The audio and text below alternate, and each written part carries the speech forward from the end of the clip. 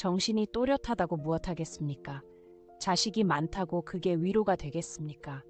마음 한켠에 자리한 그리움은 점점 더 짙어질 뿐입니다. 지금 이 순간 누군가의 부모님이 혹은 당신의 가족이 요양병원이나 요양원이라는 공간 안에 머물고 계신지도 모릅니다. 그곳에서 하루가 지나는 동안 가장 간절히 떠오르는 것은 다름 아닌 사람입니다.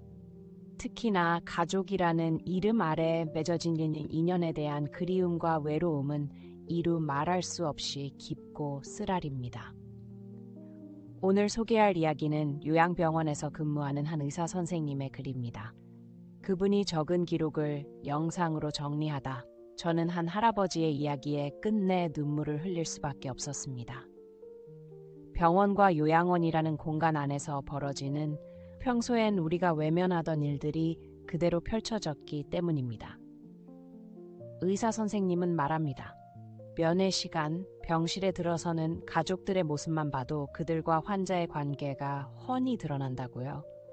침대 곁에 앉아 손수건으로 눈물과 콧물을 닦아가며 이것저것 챙기는 이는 대부분 딸입니다. 그 옆에서 어색한 표정으로 조용히 서 있는 이가 있다면 아마 사위일 확률이 큽니다. 병실 문 가까이에 기대서서 병원 창 너머 하늘만 바라보는 남자는 대체로 아들이고요. 한쪽 복도에서 스마트폰을 만지작거리며 시간만 보내는 이는 흔히 며느리입니다. 놀랍게도 부모님을 요양병원에 모시자고 가장 먼저 나서는 이들은 대부분 아들입니다. 그러나 그 병실 안에서 부모님의 말벗이 되어주고 정성껏 준비해온 반찬이며 죽을 떠먹여주는 이는 대부분 딸입니다. 물론 예외가 없지는 않지만 병원에서 오래 근무한 의사의 눈에는 이 모습이 익숙해진 현실입니다. 더 안타까운 장면도 있습니다. 간신히 얼굴만 내민 아들들이 병실 한켠에 턱하니 앉아 딸이 사다 둔 음료수를 들이켜고는 이내 슬그머니 자취를 감추는 경우도 있습니다. 마치 해야 할 숙제를 억지로 하러 온 듯 부모 얼굴을 5분 보고는 의무를 다한 듯 자리를 뜨는 모습. 늙으신 부모님이 그토록 아끼고 금지옥엽처럼 키워냈던 아들이라는 존재가 이토록 무심하고 허망하게 남는 순간입니다. 의사는 말합니다. 노년에 접어든 어르신들이 병원 복도에서 병실 구석에서 문득 외로움에 잠식당하며 남은 생을 살아간다고요. 상속을 다 물려주고 더는 짐이 되지 않기 위해 길바닥은 면했지만 결국 병원이라는 창살 없는 감옥에 던져진 이들. 그들을 보며 드는 생각은 참 씁쓸하고도 무겁습니다. 그나마 곁에 자주 들러주는 딸 하나라도 있어 다행이라는 말이 위로가 되어야 할까요? 사실 요양병원에 입원한 많은 이들은 지금도 내 삶이 왜 이렇게 되었을까 되묻습니다. 매일 반복되는 침묵 속에 한참을 잠에 들고는 일어나 멀리 하늘만 바라보는 공허한 눈빛들. 그런 모습을 마주할 때면 이게 나의 미래는 아닐까 두려워지기도 합니다. 그렇습니다. 지금 누군가를 보기 위해 이 병원을 찾는 당신, 언젠가는 그 병실 안에 누운 사람이 당신이 될지도 모릅니다. 그것이 세월이 흐르는 자연스러운 이치이기에 더 아픕니다. 입원이 길어질수록 차라리 죽고 싶다고 말하는 환자들도 있습니다. 그러나 죽음마저도 그들의 의지대로 허락되지 않습니다. 스스로 걸어 들어오는 이는 거의 없습니다. 그저 나이 들었고 몸이 아팠고 집이 감당하지 못했을 뿐입니다. 그래서 병원이 마지막 삶의 장소가 되어버린 것입니다.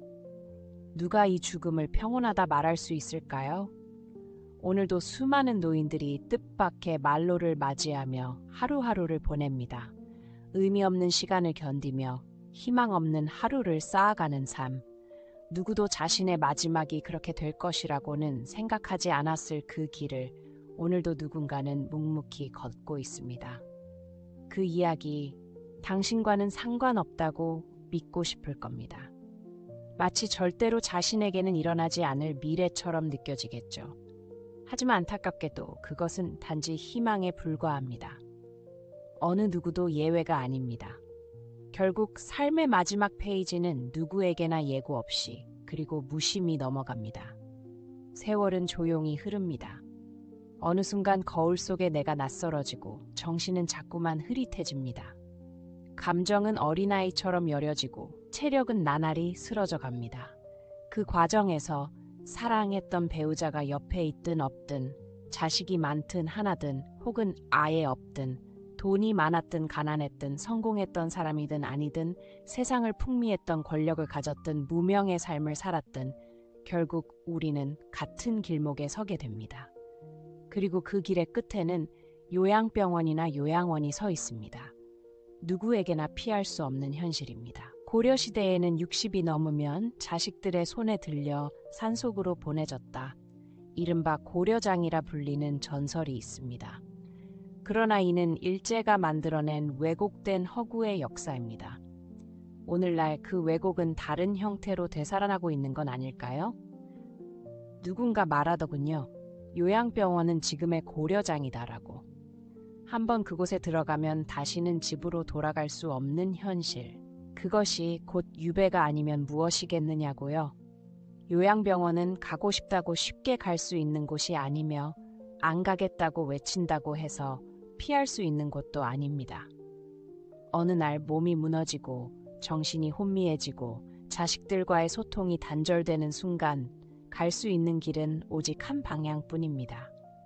그렇게 초라하게 늙은 나를 받아줄 곳은 결국 그곳뿐이 됩니다. 자식들도 이제는 말합니다.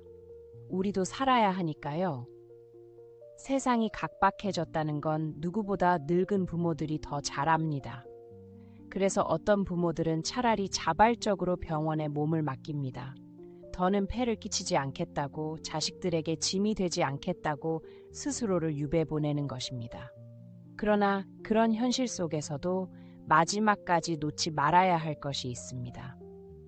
아직 내 의식이 살아있고 내 두 다리로 걸을 수 있고 내 입으로 음식을 느낄 수 있다면 우리는 남은 시간을 소중히 살아야만 합니다. 먹고 싶은 것도 마음껏고 가고 싶은 곳은 꼭 한번 가보고 마음이 이끄는 사람들을 만나고 하고 싶은 일이 있다면 주저 말고 해보는 것입니다.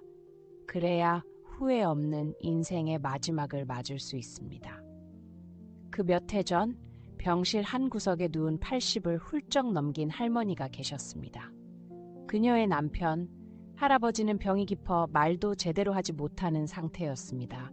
할머니는 매일 성경을 읽으며 조용히 그의 곁을 지켰고 그 사랑은 말없이 쌓여갔습니다. 그날따라 병실은 조금 소란스러웠습니다. 자식들이 돌아가며 병문안을 왔던 것입니다. 이번엔 아버지가 정말 일어나지 못하실 거야. 방금 전에도 의사 선생님이 호수로 소변을 뺐어. 할머니는 눈가에 맺힌 눈물을 삼키며 아들에게 이야기했습니다. 그러나 그는 아무 말도 하지 못했습니다. 말 대신 침묵이 병실을 채웠습니다. 그날 밤 막내딸이 병실에 도착했습니다. 멀리 지방에서 올라온 그녀는 아버지의 손을 꼭 잡은 채 끝내 울음을 터뜨렸습니다. 아무런 대답이 없는 아버지, 반응조차 없는 손끝. 그러나 그녀는 아버지 곁을 떠나지 않았습니다. 그렇게 사흘 밤을 병상 곁에서 함께 보냈습니다. 아빠, 이제 가봐야 해요. 정말 같이 있고 싶은데 어쩔 수가 없어요.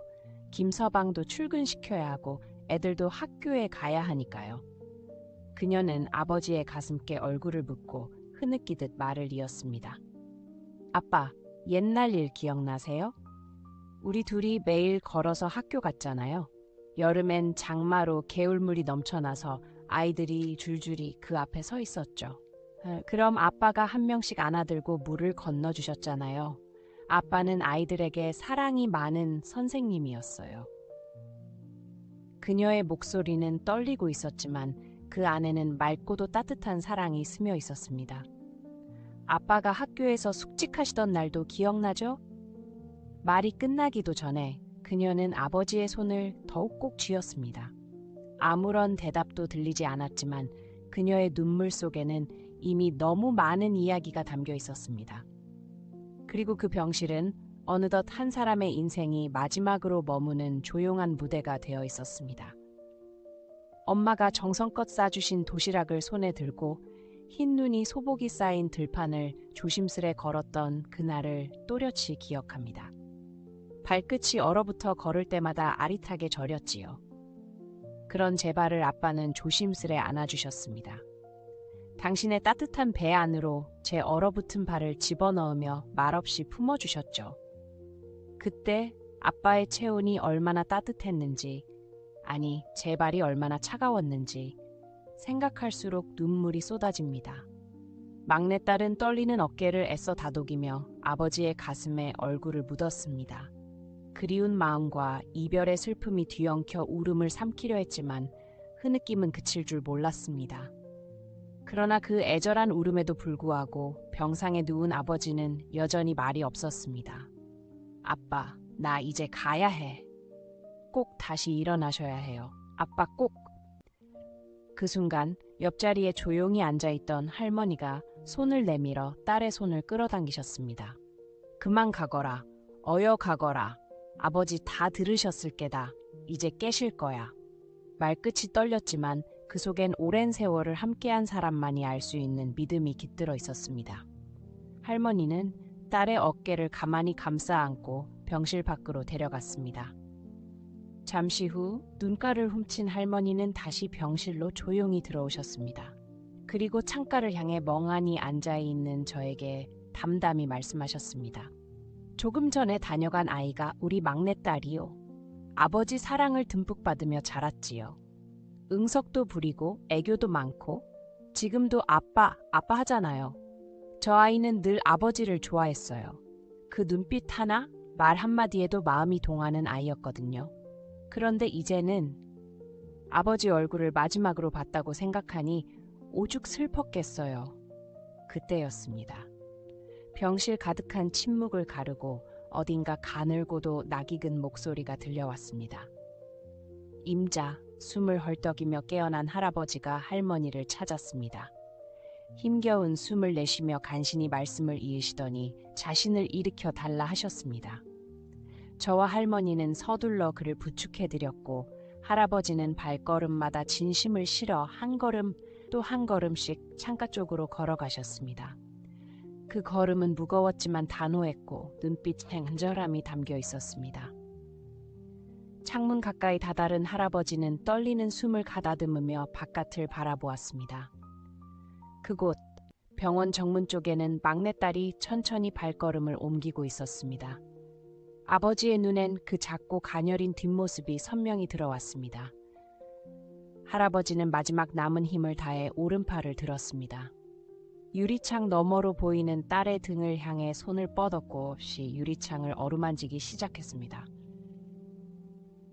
딸의 뒷모습을 만질 수 없다는 사실을 알면서도 손끝으로 딸을 쓰다듬듯 차가운 창을 연신 쓰다듬었습니다.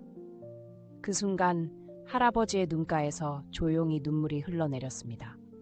그 눈물은 딸을 향한 마지막 인사였고 세상과의 마지막 교감이었습니다. 그리고 할아버지는 눈을 감으셨습니다. 향년 86, 고생했다는 말 한마디와 함께 언제나 등을 쓰다듬어 주시던 따스한 손길이 이제는 너무 그립습니다. 편히 쉬세요, 할아버지. 진심으로요. 이제 황혼의 길목에 서 있는 어르신들. 그분들이 걸어온 인생은 말로 다 담을 수 없을 만큼 험하고 치열했을 것입니다. 때로는 고개를 들 겨를조차 없이 일에만 몰두했고 그 와중에 젊음은 스쳐 지나가듯 사라졌습니다. 어느 날 거울을 보며 문득 중얼거리게 되죠. 내가 이렇게 늙었구나. 생계를 위해 매일같이 땀을 흘렸고 자식에게 모든 걸 주는 것이 사랑인 줄 알았습니다. 그러다 보니 노후 준비는 꿈도 꿔보지 못한 채 하루하루를 살아낸 것이죠. 한 어르신은 이렇게 말했습니다. 나는 그냥 살기 바빠서 내 늙음을 준비할 틈이 없었소. 자식들이 곁을 지켜주는 노년이라면 그나마 다행일 것입니다. 하지만 때로는 모든 것을 주었음에도 빈손이 된 부모를 외면하는 자식들도 있습니다. 더는 볼 일 없다며 등을 돌리는 자식들 앞에서 늙은 부모는 그저 침묵할 뿐입니다. 이것이 오늘날의 풍경이라고 서글프게 말하는 이들도 있습니다. 그렇다면 우리는 남은 시간을 어떤 마음으로 채워가야 할까요? 요양병원에 머물고 계신 한 노인이 자신의 일기장에 이런 글을 남기셨습니다. 그분의 글을 통해 우리 모두가 한 번쯤 누군가의 삶을, 마음을 헤아려 보는 시간을 가졌으면 합니다. 병원에 들어온 지 벌써 8년이 지났습니다. 그동안 내 곁엔 수많은 노인들이 스쳐 지나갔습니다. 그들과 나는 참 많이도 닮아 있었습니다. 젊을 땐 세월이 총알처럼 빨리 지나간다고 했는데 늙고 보니 그 총알은 내 등을 향해 날아왔던 거였지요. 화살처럼 빨리 간다던 세월이 이젠 거북이처럼 더디게 흐릅니다. 할 일은 없고 쇠약해진 몸만 남아 하루가 버겁기만 하니 시간은 점점 더 무겁게 느껴질 뿐입니다. 어느 날 문득 한 어르신이 말하셨습니다.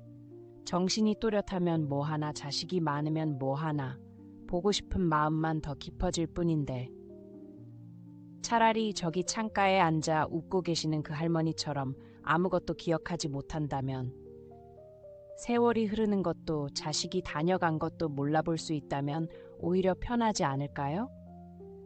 한때 품에 안고 키운 자식의 얼굴조차 알아보지 못하는 것이 슬픈 일일지 몰라도 그리움과 아픔마저도 기억에서 사라진다면 마음만큼은 덜 외롭지 않을까요?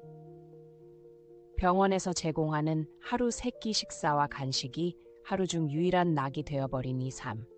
자식이 10명, 20명이면 뭐합니까? 정작 나를 받아줄 곳 하나 없어 이리저리 흘러들어 결국 이곳까지 오고야 말았습니다. 아들, 딸들이 이름만 대면 알 법한 사람이라 해도 그 화려함은 나의 외로움에 아무런 위안도 되지 못했습니다. 허리띠 졸라매며 학비 마련하던 시절, 밤새워 도시락 싸던 아침들, 입학식마다 손잡고 뛰어가던 골목길, 그 모든 수고가 자식의 성공으로 이어졌기에 보람이라 믿었지만 지금 내 곁에는 그 어떤 자식도 없습니다. 작디 작은 이 몸뚱이를 간호해주는 건 결국 내 자식이 아닌 낯선 이들의 손입니다.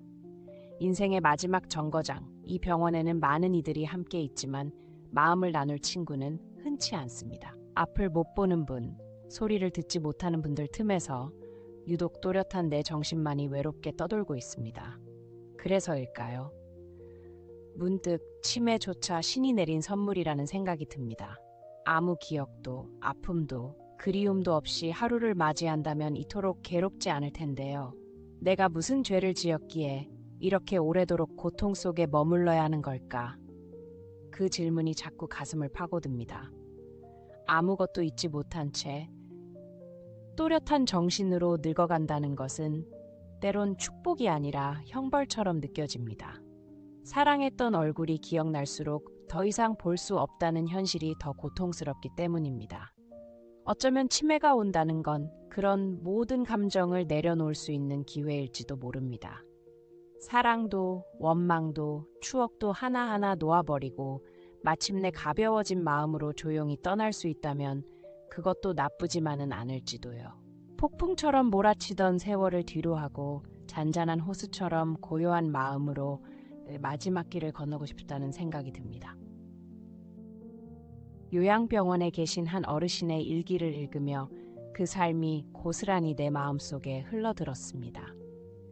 옛날의 부모님들은 늘 위로는 효도하고 아래로는 자식의 미래에 모든 걸 내어주며 살아오셨습니다. 내 자식 잘 되면 그 자식이 내 노후를 책임지겠지. 그게 너무나도 자연스럽고 당연한 믿음이던 시대가 있었지요.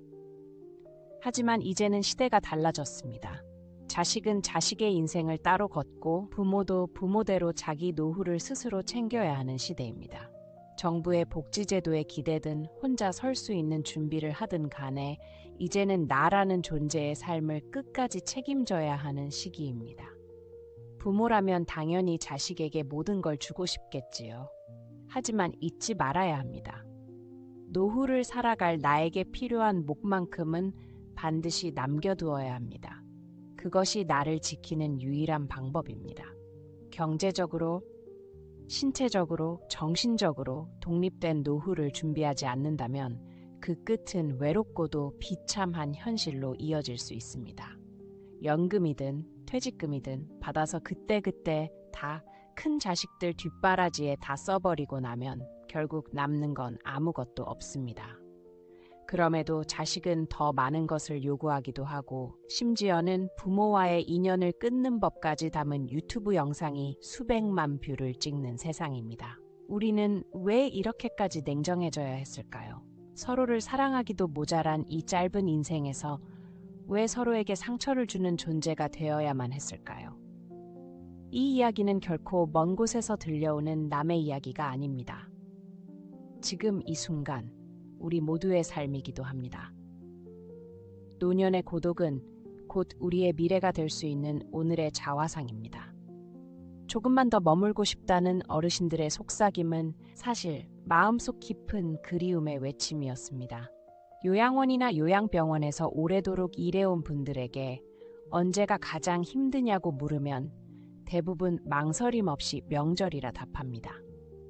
명절이 가까워지면 병동 전체에 이상한 긴장과 설렘이 맴돌기 시작합니다. 평소에는 조용히 침대에 누워 계시던 어르신들이 이맘때가 되면 자꾸만 창밖을 내다보십니다. 그래도 설날이나 추석엔 오겠지. 아무리 바빠도 그날은 오겠지. 가슴속으로 수십 번 되뇌며 작은 희망 하나에 하루하루를 겹쳐 놓습니다. 간병인들은 그 마음을 알기에 명절이 다가오면 더 정성껏 준비합니다. 머리카락을 단정히 빗어드리고 옷도 말끔하게 갈아입혀드리고 전날엔 미리 목욕까지 시켜드립니다. 혹시라도 자식들이 찾아왔을 때 우리 엄마 예쁘게 잘 계시네라는 말 한마디 들을 수 있도록 말이지요. 하지만 정작 명절 당일이 되면 전화 한 통 없이 아무도 찾아오지 않는 방도 수두룩합니다. 몇 년째 발길 한 번 없는 보호자들도 많습니다. 금방 데리러 올게요라는 말을 마지막으로 연락 한 번 없이 사라져버린 가족들. 그 앞에서 어르신들은 묻습니다. 왜 아직도 퇴원이 안 되는 거야? 얼마 안 있어 데리러 온다더니 왜 이렇게 오래 걸리는 거야? 그 질문 앞에서 병원 직원들은 할 수 있는 말이 없습니다. 조금만 더 기다려 보세요. 그 말 외엔 해줄 수 있는 게 없습니다. 왜냐하면 어르신 부탁으로 보호자에게 전화를 걸었다가 오히려 왜 전화했냐며 호통을 들은 경험이 한두 번이 아니기 때문입니다. 그런 상황에서 명절에 가족들이 찾아와 함께 음식을 나누고 웃는 모습은 병동에서는 상류층의 장면으로 여겨질 정도입니다. 다른 어르신들의 눈엔 그 모습이 선방처럼 비칠 때도 있지만 더 슬픈 건 이제는 부러움조차 잊어버린 분들입니다. 담당했던 어르신 중엔 중증 치매를 앓으며 시력도 잃은 분이 계셨습니다. 명절날 한참을 침대 위에서 혼자 발을 까닥이며 아이처럼 놀고 계셨답니다. 그 모습을 바라보며 간병인은 웃으면서도 속이 시렸다고 했습니다. 짠한 마음에 조심스레 입에 약과를 넣어드리자 어르신은 맛있게 드시고는 이렇게 말씀하셨답니다. 아이고, 또 먹고 싶네. 너무 빨리 먹었나 봐. 아까워서 눈물이 나네. 또 어떤 분은 연명 치료를 거부하며 스스로 곡기를 끊고 15일을 버티셨습니다. 그 모습은 마치 누군가를 기다리기 위해 버티고 계신 듯 보였습니다. 그러다 결국 오랫동안 오지 않던 자식이 병실 문을 열고 들어오자 그제야 눈을 감으셨다고 합니다.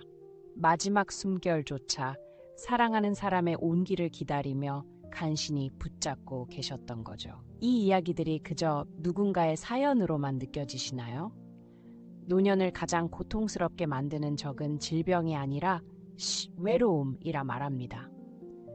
우리 주변을 돌아보면 요양병원에 부모님을 맡기고선 먹고 살기 바빠서 시간이 없어서라는 이유로 오래 찾아뵙지 못한 사람도 많습니다. 하지만 그 명분이 통하는 건 부모님이 살아계실 때뿐입니다. 돌아가신 후에 그때 잘해드릴 걸이라는 후회는 소용이 없습니다. 부재는 말이 없고 빈자리는 아무것도 말해주지 않기 때문입니다. 많은 사람들이 말합니다. 아무리 잘해드려도 돌아가시고 나면 못해린 것만 떠올라요. 그래서 더더욱 지금, 바로 지금이 중요합니다. 내 곁에 계신 부모님, 사랑하는 가족이 아직 내 손을 잡아줄 수 있을 때 따뜻한 밥 한 끼, 손 한 번 꼭 잡아드리는 일이 그 무엇보다 소중한 시간이 됩니다. 그 시간을 지나치지 마세요. 언젠가 돌아가고 싶어도 돌아갈 수 없는 날이 옵니다. 그리고 그때는 아무리 후회해도 아무리 그리워해도 그 손은 다시 잡을 수 없습니다. 당신과 내가 맞잡은 손 안에 담긴 건 단순한 온기가 아니라 서로를 향한 깊은 마음의 울림입니다.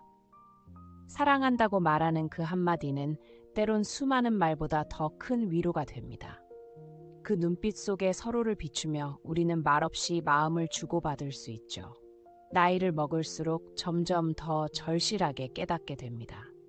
곁에 앉아 마음을 나눌 수 있는 가족과 벗이 있다는 것이 얼마나 귀한 일인지. 우리는 종종 마음이라는 것을 눈으로 볼 수도 손으로 만질 수도 없다고 생각하지만 정작 사람의 마음이 사람을 움직이고 또 인생을 바꾸는 힘이 된다는 사실을 잊곤 합니다. 외로움이라는 감정은 단순히 혼자라는 사실에서 오는 게 아니라 누군가와 피부를 맞대고 있느냐 아니냐에서 깊은 차이가 생긴다고 하죠. 그래서 오늘 부모님 곁에 조용히 앉아보면 어떨까요? 어릴 적 우리가 받았던 그 따스한 사랑을 떠올리며 부모님의 손톱 발톱을 정성껏 다듬어 드리는 겁니다. 한마디 없이 손가락 하나하나를 바라보며 그 손끝에 새겨진 세월의 무게를 느껴보는 그 시간. 그건 단순한 돌봄이 아니라 사랑에 대한 가장 진실한 표현일지도 모릅니다. 지금 이 순간에도 요양병원이나 요양원에서 홀로 시간을 보내고 계신 부모님을 떠올리며 우리는 묻습니다. 앞으로 남은 삶을 어떤 마음으로 살아가야 할까? 그리움과 후회, 그리고 아직 닿을 수 있는 사랑을 생각해보는 이 시간이 우리에게 작지만 소중한 깨달음을 가져다 주기를 바랍니다. 이제 제가 삶에서 건져 올린 4가지 지혜를 나누고자 합니다. 첫째, 재행무상무정. 모든 존재는 변화합니다.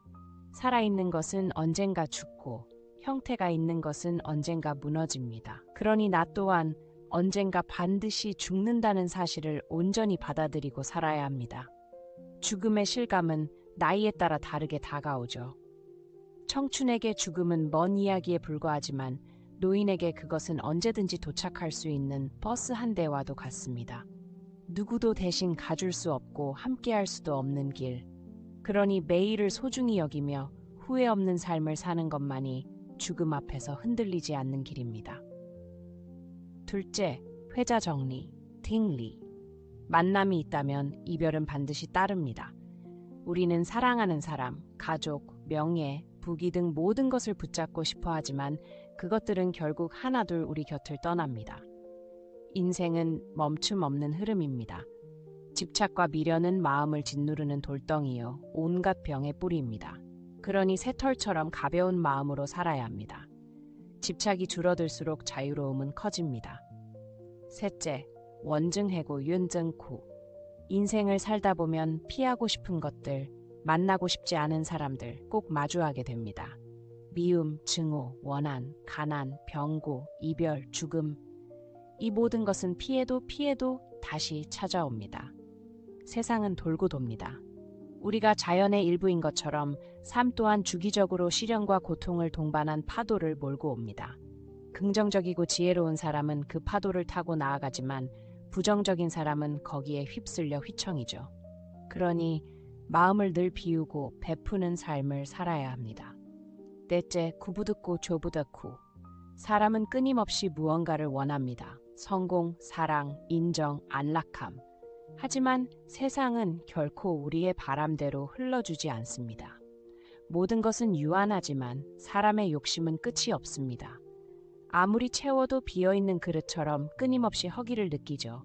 그래서 우리는 욕망이라는 그릇에 조금씩 덜어내고 비우는 법을 배워야 합니다. 그럴 때 진짜 만족과 행복, 그리고 평온함이 따라옵니다. 마음이 가벼워질수록 인생은 더 선명하게 보이게 됩니다. 마치 그림자가 빛을 따라다니듯 지혜는 늘 우리 안에 있었습니다. 다만 이제야 그 목소리에 귀 기울일 줄 아는 나이가 되었을 뿐이죠. 그림자처럼 조용히 따라붙는 삶의 진실은 생각보다 단순하고도 명료합니다. 태어나자마자 젖을 찾고 읽고 동화책 속 글자보다 먼저 배변화, 훈련을 배우며 시작된 인생은 결국 다시 그 통제력을 잃고 끝나곤 하죠.